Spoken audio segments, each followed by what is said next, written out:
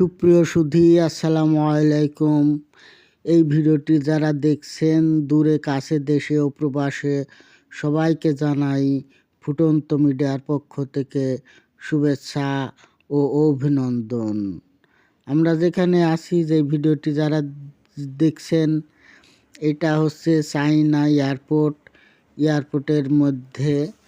Airport থেকে আমরা বিমানে উঠছে এই যাত্রী।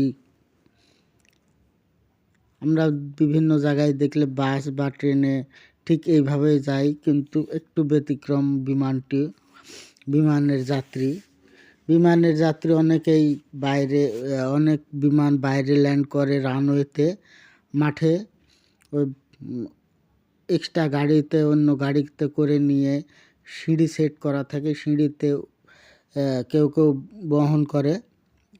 আবার অনেক বিমানগুলো আছে একদম জেটি আকারে ভিড়ে থাকে এখানে।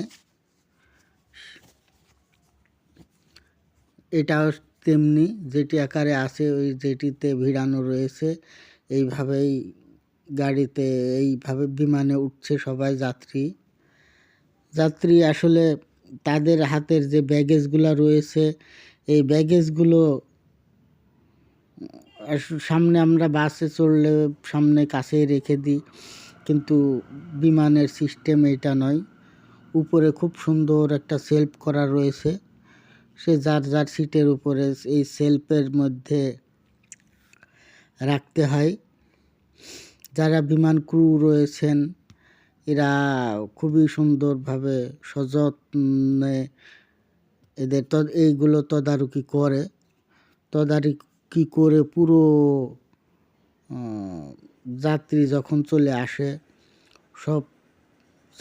সমস্ত কিছু যখন ঠিকঠাক থাকে, তখনই বিমান ফ্লাই হয়।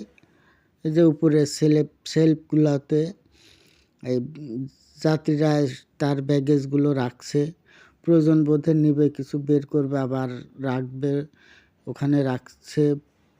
নিজের কাছে রাখার নিয়ম নেই ফ্লাইটগুলোতে। তো এতক্ষণ যা দেখলেন, সবার জন্য শুভকামনা রইল এবং সুস্বাস্থ্য কামনা করি।